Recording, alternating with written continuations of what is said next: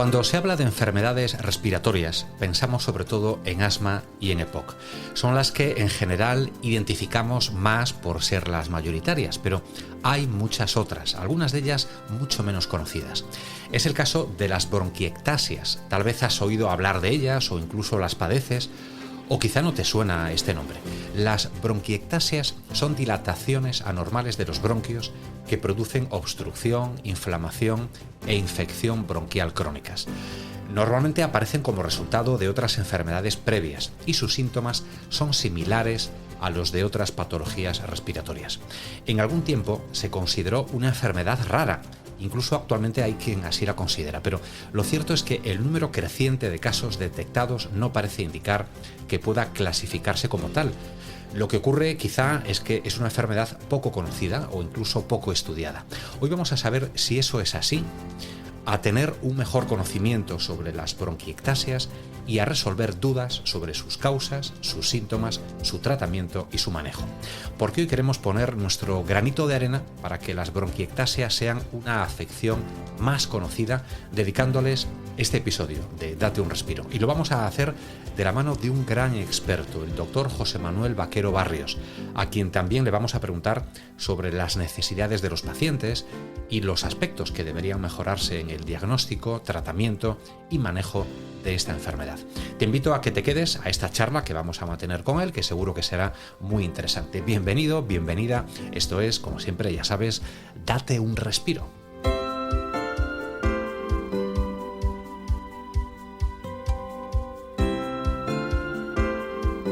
Aquí comienza Date un Respiro, el podcast de salud respiratoria de FENAER.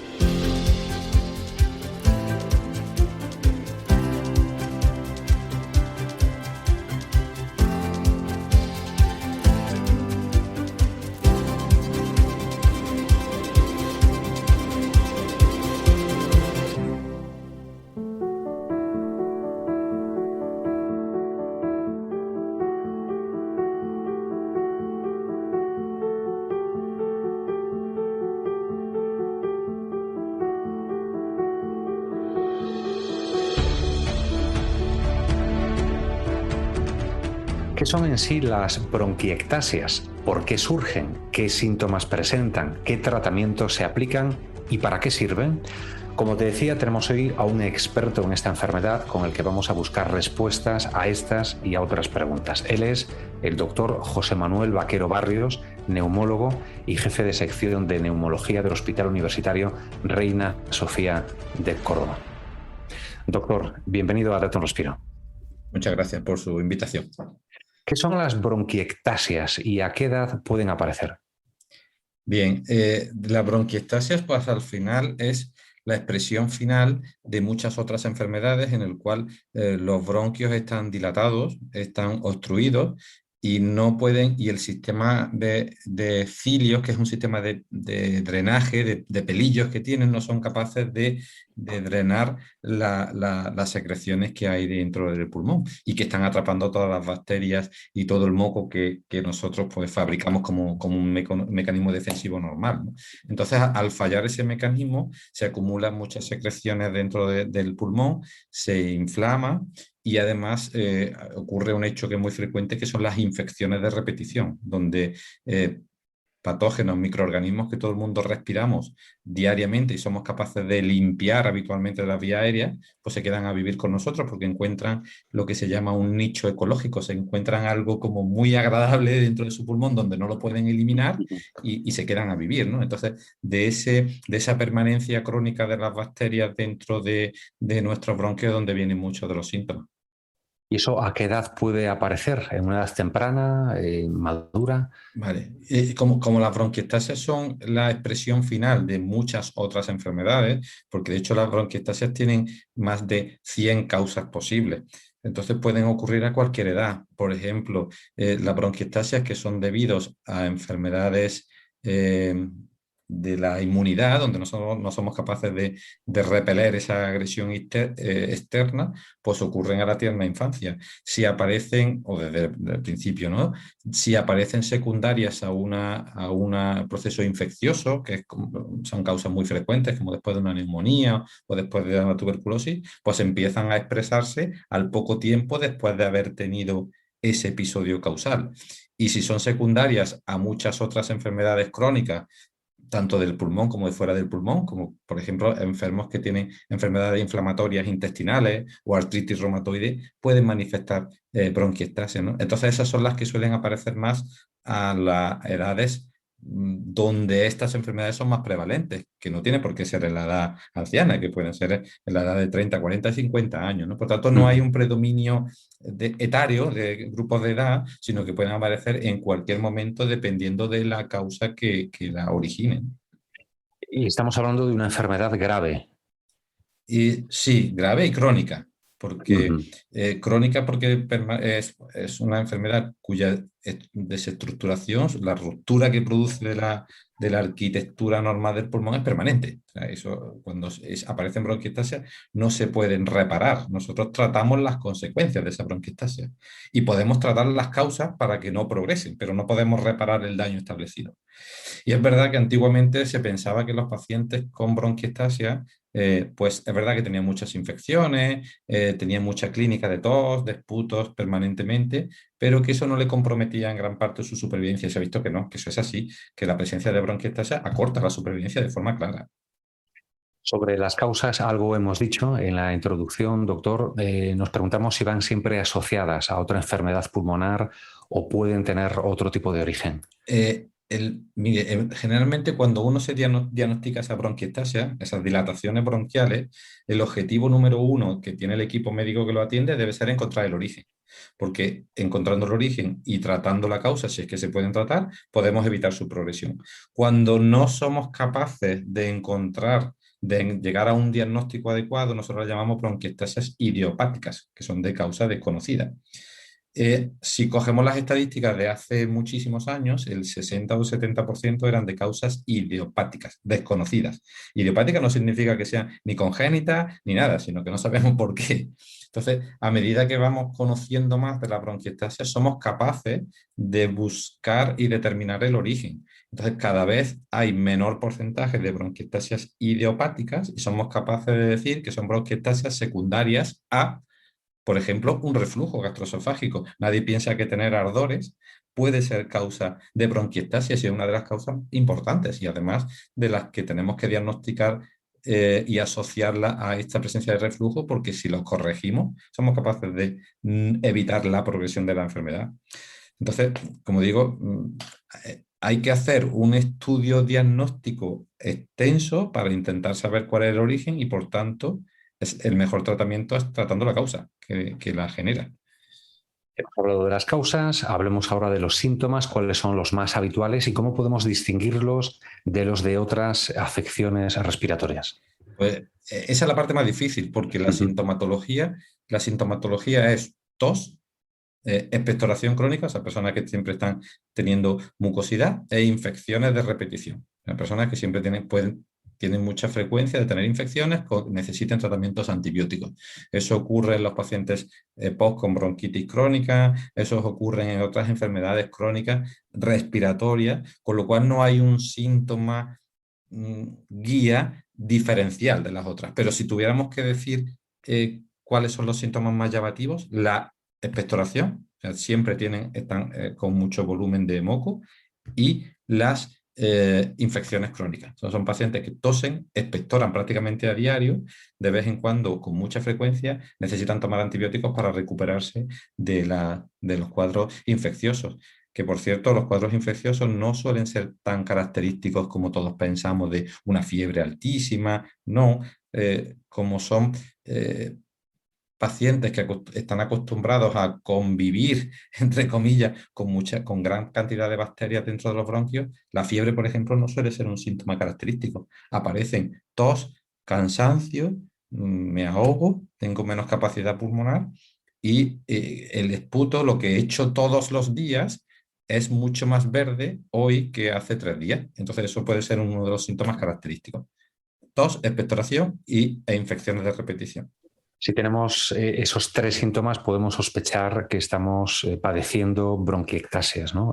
O 2 de los 3 síntomas. ¿Se suelen dar al mismo tiempo? Quiero decir, esos 3 Tenga síntomas. en cuenta que las infecciones, la tos y la expectoración es diaria. El Ajá, ahogo, que nosotros en neumología le llamamos la disnea, ocurre cuando ya la reserva respiratoria se está acabando. Entonces no suele ser la disnea un síntoma claro. característico o diario, ¿no? Y las infecciones de repetición son intermitentes. Entonces hay que pensar en ello cuando hay infecciones frecuentes, pero de base está la tos y la expectoración diaria continua. Entonces hay que pensar en esos 2 síntomas. Entiendo. ¿Qué datos de prevalencia y de incidencia se conocen, doctor? Pues se conoce que aproximadamente entre, como la prevalencia crea con la incidencia son casos nuevos y la prevalencia son casos acumulados, pues la prevalencia se estima que son casos, casi 120 casos por unos 100.000, entre 10.000 habitantes año, sobre todo en población ya más anciana. Son muchos. De ahí que antiguamente se catalogaba como una enfermedad huérfana o una enfermedad rara, y Ujú. desde luego rara por la prevalencia no es, No lo es, porque claro. tienen una incidencia de las más altas de la patología respiratoria. Otra cosa es que pasen desapercibidas y no se diagnostiquen. Porque cuando podemos hablar de una enfermedad realmente rara, que no es el caso, ya nos dice, ¿no? No, pero las enfermedades raras son enfermedades cuya prevalencia es baja. No le tengo ahora mismo las cifras exactas, pero estamos hablando a lo mejor de menos de 5 o 10 casos por 100.000 habitantes y año. Y Ujú. esto no es que lo multiplica por 2, es que lo multiplica por 30. Por lo tanto, no, Exacto. no es una enfermedad rara. De hecho, antiguamente se clasificaba dentro de un grupo del EPOC, muy metido junto con los pacientes con tabaquismo, y se ha sacado porque comparte que los pacientes, cuando tú le haces una espirometría, una prueba de soplar, eh, tienen obstrucción, o sea, no alcanzan su capacidad máxima y se comportan igual como si uno hubiera fumado, pero no se parece en nada. Son pacientes que tienen una sintomatología parecida, pero jamás han fumado, por ejemplo. Entonces hay que buscar esa diferencia. ¿Puede ser la prevalencia menor a 5 casos por 10.000 habitantes? ¿Menor? No, Para, no. Ah, la ¿no? rara, te La refieres para rara, sí, definir. sí, Sí, sí, sí, sí, para sí, sí, definir sí. enfermedad 5 por rara, diez sí. mil, ¿no? Sí, sí, Efectivamente. sí. Pero estamos hablando de esto que son 120. Claro, claro, claro. Estamos muy, muy por encima, ¿no? de esa Sí. prevalencia. En cuanto al diagnóstico, ¿suele lograrse de una forma temprana o por el contrario presenta, como ocurre con otras enfermedades respiratorias, un alto índice de infradiagnóstico? Es una Muchísimo. palabra que siempre aparece Sí, sí, en sí. este podcast, ¿no? Con Sí. muchas enfermedades y afecciones. Muchísimo. Es una enfermedad que hoy día tienes que tener una sospecha clínica importante para acceder a la prueba diagnóstica, y la prueba diagnóstica hoy día lo tenemos muy fácil, que es un TAC de alta resolución, no necesita contraste, y ahí vemos esa alteración estructural del parénquima pulmonar. Entonces, pero para diagnosticar de bronquiectasias, para confirmar la bronquiectasia, tienes que tener un TAC, pero para sospechar bronquiectasia solo tienes que preguntar. Entonces, personas que tienen una sintomatología de tos y expectoración crónica, ya tienes ahí la sospecha diagnóstica. Puedes emprender las medidas de tratamiento que consideres más adecuadas, mientras que se facilita el acceso a un servicio médico para que puedas diagnosticarla de forma correcta. Pero Ujú. el diagnóstico es fácil, es una prueba del TAC, y lo que ocurre es que hoy día, como es una enfermedad que solapa síntomas con muchas otras, pues pueden pasar oculto, ¿no? De hecho, por ejemplo, pacientes fumadores que tienen una afectación muy importante del pulmón, cuya capacidad respiratoria no alcanza un 40 o 50%, en el 40 o 50 de los casos hay bronquiectasias. 40 o 50% de casos hay bronquiectasias. Y eso empeora el pronóstico con respecto a tener un EPOC por tabaquismo y no tener bronquiectasia. Entonces, eh, hoy día, para tener una sospecha clínica, solo hay que falta preguntar. Y luego ya hay tiempo de confirmarlo. Estás escuchando Date un respiro. No tienen cura, eso lo sabemos, pero sí hay tratamientos, ¿no? Me gustaría saber en qué consisten y qué finalidad tienen esos tratamientos. De acuerdo. A ver, no existe cura salvo, entre comillas, podríamos decir un salvo la cirugía. Dicho esto, quiero decir que la cirugía solo es un tratamiento muy excepcional de la bronquiectasia. Por ejemplo, si las bronquiectasias están muy localizadas, porque voy a poner un ejemplo y perdonad si me voy un poco por la rama, si tú tienes una bronquiectasia que están exclusivamente en un lóbulo del pulmón, en la zona de abajo del pulmón derecho, puede que tú sin darte cuenta hayas aspirado un cacahuete en tu edad juvenil, se haya quedado impactado y el pulmón se ha deteriorado haciendo esas dilataciones bronquiales y esa bronquiectasia. Tú lo operas y lo curas. Si las bronquiectasias son por una neumonía que estaban en la misma localización del pulmón derecho y te están dando mucho la lata en que los tratamientos que ahora comentaré no consiguen controlar la enfermedad, lo quitas y lo curas. Pero lo que no se puede es hacer una cirugía de bronquiectasias si las bronquiectasias son difusas, están en varios sitios del pulmón, tú no puedes ir recortando el pulmón. Dicho esto, que las bronquiectasias pueden tener un tratamiento presuntamente curativo en casos seleccionados con cirugía, la mayoría de las veces el tratamiento ideal es el tratamiento de la causa. Como he estado comentando, eso evitará que la enfermedad progrese. ¿De acuerdo? No va a cambiar la bronquiectasia en el pulmón porque es una alteración estructural, se cambia la anatomía, pero sí que evitaremos que progrese. Por tanto, lo primero es intentar identificar por qué se produce. Segundo, como una de las complicaciones, uno de los procesos fundamentales de la bronquiectasia es que no es capaz de eliminar adecuadamente el moco, se queda retenido y ese moco se infecta, pues será facilitar todos aquellos medios para que el moco pueda salir.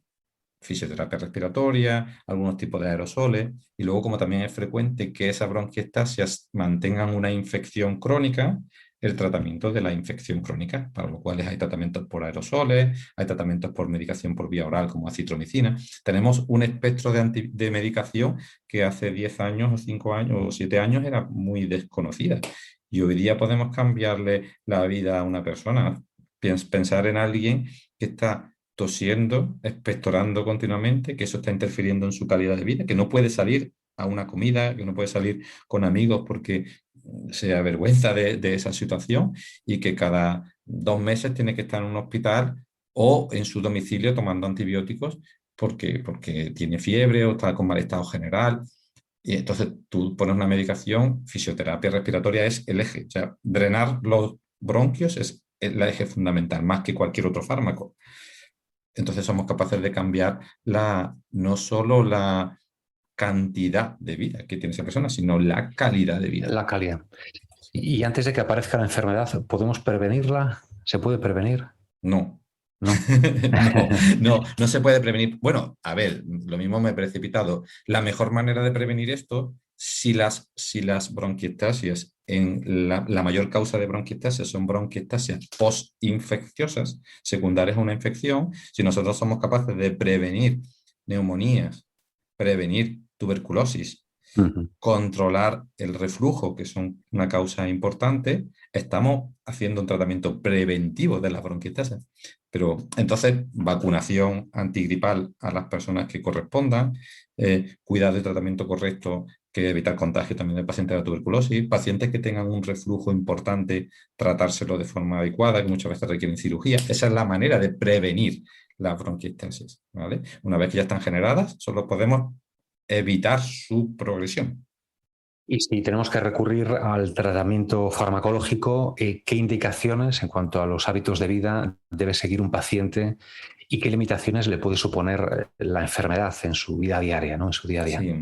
Bueno, empezando un poco por la segunda parte, las limitaciones es como realmente son personas que la sintomatología que tienen es diaria, de tos, pero fundamentalmente de expectoración. O sea, pensar en alguien que hablando con otra persona pues tiene que continuamente expectorar y que eso interfiere mucho, ¿eh?, en su calidad de vida y de forma muy significativa. Más allá de las infecciones que tenga, si esas infecciones son graves y le obligan a hospitalizarse o no, pero simplemente con el hecho de la expectoración crónica ya es como para que eso afecte mucho su calidad de vida. Entonces, el eje de todo el tratamiento es cambiar o intentar facilitar que esos bronquios estén lo más limpios posible, ¿de acuerdo? Y no todo se consigue con medicamentos. Como he dicho, se consigue muchas veces con estilos de vida, con hábitos de vida y con ejercicios de fisioterapia respiratoria. Andar, caminar, que un buen rehabilitador y un fisioterapeuta te enseñe ejercicios de drenaje de secreciones. Si una de las consecuencias que tiene la bronquitis es que retiene moco dentro de la vía aérea, pues entonces lo que tenemos que hacer es facilitar su expulsión para evitar que esas bacterias que nosotros respiramos día a día se nos queden a vivir dentro. Entonces, el eje de todo el tratamiento es el tratamiento de la fisioterapia. Y luego nosotros la podemos complementar desde el punto de vista médico como queramos, ayudando a esa fisioterapia poniendo unos aerosoles con alto contenido en sal, que la gente lo conocerá como aerosoles de suero salino. Luego podemos controlar la inflamación y la infección crónica con un tratamiento antibiótico por vía oral, acitromicina. Podemos controlar también si hay infecciones poniéndole aerosoles de antibióticos, tobramicina, colistina. Podemos hacer muchas cosas. Pero si tuviéramos que decir cuál es aquello que no debe faltar nunca en un paciente con bronquiectasias, es la vacunación antigripal preventiva, la vacunación del neumococo preventiva y el drenaje de secreciones por unos buenos ejercicios de fisioterapia respiratoria. Eso debe estar en todos. Y luego se buscará la causa, se buscará si hay infección, si hay más inflamación, se buscarán otras cosas. Pero ese es lo que no debe faltar. Se trata de evitar complicaciones, entiendo, ¿no? ¿Cuáles son las más habituales que pueden darse en un paciente con bronquiectasias? Bueno, si empezamos desde la más grave es la muerte. Quiero decir, porque digamos sí que las bronquiectasias son alteraciones localizadas, ¿de acuerdo? O sea, no es una alteración que en el pulmón hay partes sanas con partes infectadas y afectadas. Lo que ocurre es que esas partes afectadas se van extendiendo. Si tú no consigues controlar, se van extendiendo. Eso es imaginar como un bosque. Yo siempre le pongo a mi paciente el ejemplo que estamos en un bosque. Si tú tienes un incendio en el centro del bosque, lo que tenemos que intentar es controlar el incendio, porque si no el incendio se va extendiendo. De manera que si se extiende el incendio, el pulmón queda completamente destruido.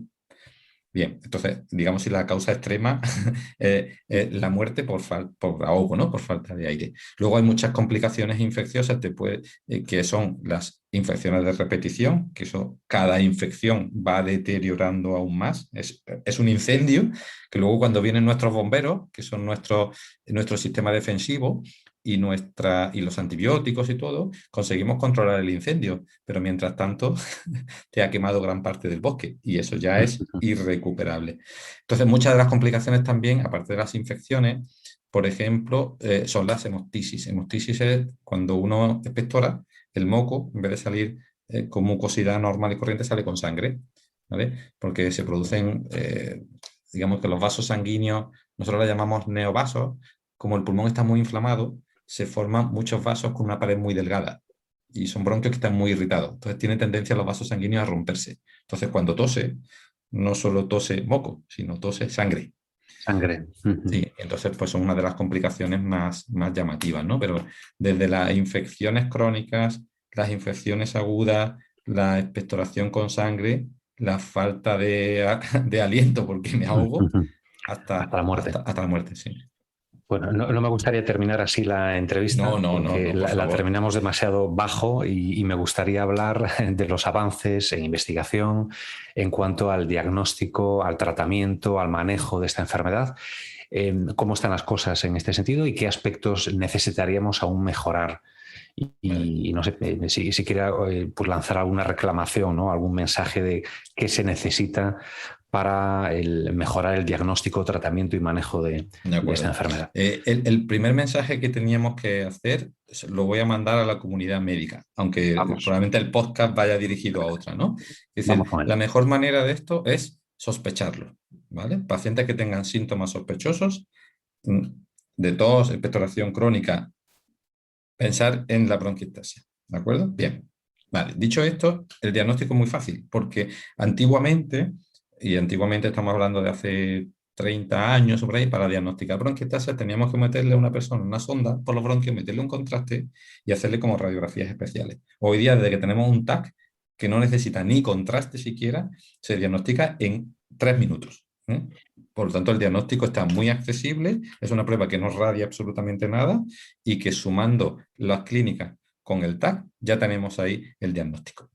Cosas muy importantes, hay que pensar en lo que se llama la infección bronquial crónica. Estos pacientes tienen infecciones múltiples, bichos no, está mal dicho, patógenos, microorganismos, se quedan a vivir dentro de nuestros bronquios. Son pacientes, todos los que tienen bronquiectasias, cuyos cultivos, cuya expectoración hay que mandarla a cultivar, porque hay que saber dentro qué flora tenemos.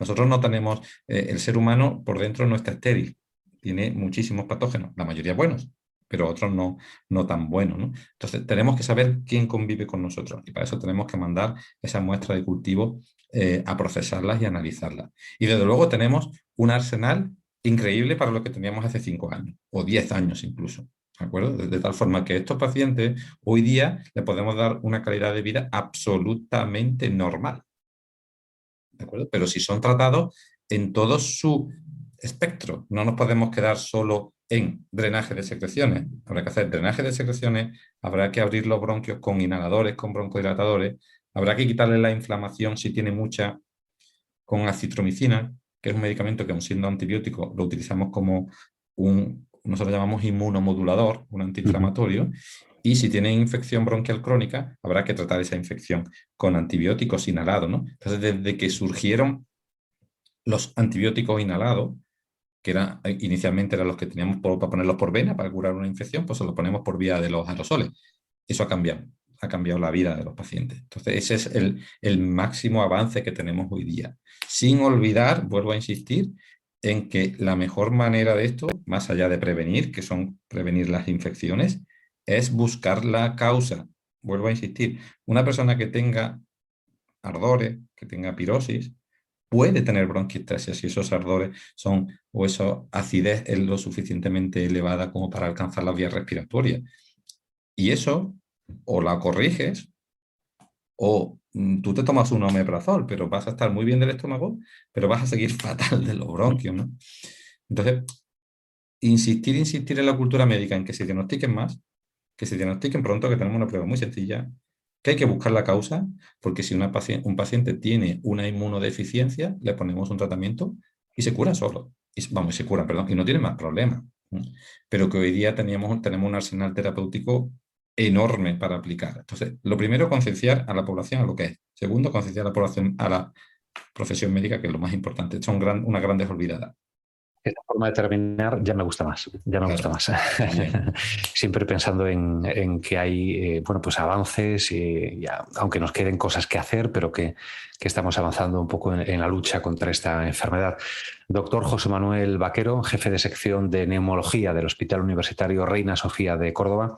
Un placer tenerle en Date un Respiro y ojalá volvamos a hablar dentro de unas semanas, meses y haya mejorado todos estos datos que hemos aportado hoy con respecto a las bronquiectasias. Es difícil de pronunciar, incluso. Sí. Pero es un trabajo lento, arduo.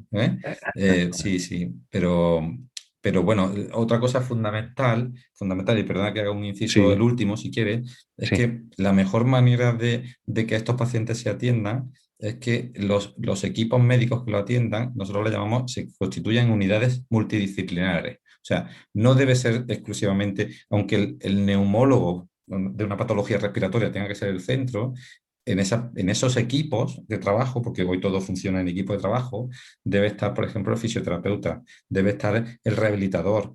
Debemos contar con mucho otro personal que atiendan a cada una de las necesidades de estos pacientes, ¿no? Entonces, hoy día no hay unas enfermedades exclusivas y puras de un órgano, del corazón, de los pulmones, no. Tienen muchas implicaciones personales y sociales que los equipos médicos deben cubrir todas las expectativas, no solo la de la salud física. Con ese mensaje nos quedamos. Doctor, muchísimas gracias y hasta otra ocasión, porque habrá otra ocasión. Ojalá lo deseamos, de verdad. Muchas gracias. Nada, gracias a vosotros.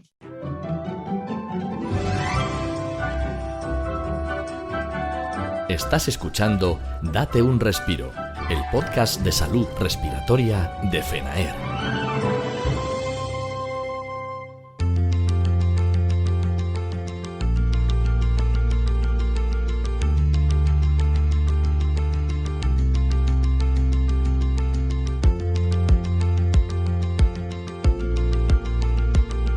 Decía mi abuela, posiblemente la tuya también, aquello de nunca te acostarás sin saber una cosa más. Y la verdad es que hoy hemos aprendido muchas cosas sobre una enfermedad que pese a ser más frecuente de lo que pueda parecer, no es muy conocida. Espero que te haya resultado interesante esta charla con el doctor Vaquero, a quien, además de su presencia en Date un Respiro, le agradecemos su claridad en las explicaciones. Y agradecemos también a Berenguer su colaboración para que este episodio haya sido posible. Su implicación en la divulgación y concienciación sobre salud respiratoria nos ayuda a ofrecerte actividades divulgativas como esta y a mantenerte informado. Nos vamos ya por hoy. Recibe como siempre los saludos de FENAER y del equipo de este podcast, es decir, Miguel Ángel Rodríguez de los Santos en la realización, Olga González y Martiño Suárez en la producción y en el guión, Elena Goyanes en la coordinación y de quien te habla, Luis Fraga, ante el micrófono. Es el momento de la parte más, vamos a decir, pintoresca, ¿no? De Date un Respiro, ya sabes, de nuestra gracia y de su azarosísima vida. Con ella te dejo hasta el próximo episodio. Adiós.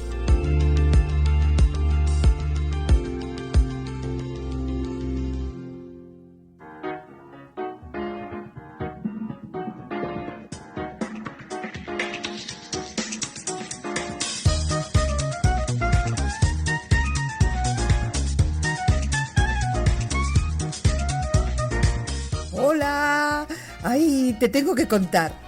Ayer conocí a un hombre de lo más interesante. No vayas a pensar lo que no es, que yo con mi propio tengo más que de sobra. No, a ver, que ayer teníamos una reunión en la asociación y apareció uno nuevo por allí. Entró tímidamente, yo casi te diría que con miedo, muy apocadito él. Y yo pues fui enseguida a saludarle. Bueno, pues resulta que el pobre hombre anda por la vida compungido y como muy solo él porque tiene bronquiectasias. Sí, me explicó que como esa enfermedad casi no la conoce nadie, que es de esas que muchos llaman enfermedades raras, pues que apenas se relaciona con gente. Porque claro, que cuando se junta con otras personas, pues es muy normal que uno diga, por ejemplo, pues yo tengo asma, o yo tengo rinitis, pues yo soy alérgico, o yo tengo un gripazo del copón. Y no pasa nada. Pero según él, cuando él dice yo tengo bronquiectasias, pues la gente se le queda mirando como diciendo ¿de qué planeta habrá caído? Y que eso le ha ido cortando el rollo, todo tipo de rollos. Y que con eso y la enfermedad, pues que se ha vuelto cada vez más solitario y más aislado. Y como encima no ha encontrado ninguna asociación centrada en las bronquiectasias, pues que por eso se dejó caer por la nuestra, a probar suerte. Ay, me dio penilla, Tanta que no pude evitar darle una charlita. Y oye, yo creo que le ayudé, porque es que no se puede estar más equivocado. Yo le dije que nadie tiene que sentirse avergonzado por tener una enfermedad, sea la que sea. Vamos, solo faltaba encima. Y que justamente lo que hay que hacer es procurar que esas enfermedades que son menos conocidas, pues se conozcan más para que haya concienciación y se ocupen más y mejor de sus pacientes. Pero como al hombre no lo vi yo muy convencido de ser capaz de hablar abiertamente de lo suyo, pues le dije que todo es cuestión de actitud. A ver, que si uno dice lo que tiene así encogido, con vergüenza y como para que no se le oiga, así como, pues yo tengo bronquiectasias, pues es que parece que haya hecho algo malo. Hay que decirlo con orgullo, con buena planta y con una cara de esas de tipo interesante. Como cuando 007 dice eso de me llamo Bond, James Bond. Claro, que en su caso la cosa es un poco más complicada porque el hombre se llama Eufrasio y eso no ayuda mucho. Que con todos mis respetos, tiene su aquel que le dé más apuro decir su enfermedad que su nombre. Pero bueno, en fin. Pero que da igual. Actitud, le dije yo. Imagínate a ti mismo, no sé, con un smoking recién planchado, la camisa almidonada, los zapatos relucientes y la cabeza bien alta. Y así mirando de medio lado diciendo...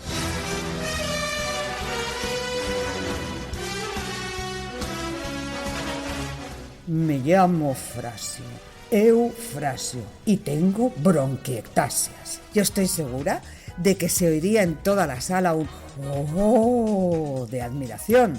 Porque para empezar, los pacientes, todos somos gente admirable, que no se te olvide. Pero es que además, bronquiectasias suena cosa como exclusiva, ¿no? Extraordinaria, casi elitista, fíjate. Piensa, le dije, ¿no?, que podría ser mucho peor. Porque imagina que tuvieras que decir yo tengo hemorroides, por poner un ejemplo. Que esas todo el mundo las conoce, aunque se sufren en silencio, ya sabes. Y eso que en general no son graves, pero molestan como un grano en el... Bueno, como lo que vienen siendo, vaya. Pero son como ordinarias, ¿no? Muy vulgares. ¡Ugh! En cambio, bronquiectasias. ¡Qué finura! ¡Qué clase! Total, que yo ahí creo que lo convencí, porque enseguida se puso a hablar con unos y con otros y se integró totalmente con todos los de la asociación, que ya es uno más, vaya. Eso sí, allí como no damos puntadas sin hilo ni dejamos escapar una, pues ya lo hemos rebautizado al hombre. Ahora él es Bronquieufrasio. Pero mira, él todo contento. Hay que normalizar y dar visibilidad a las enfermedades, no esconderlas, no hombre, no. Y además ni siquiera hace falta imitar a James Bond para eso. Lo que pasa es que en este caso, llamándose Frasio Eufrasio, pues yo le eché un poco de imaginación motivacional, que se dice. Y oye, un smoking hace mucho, ¿que no?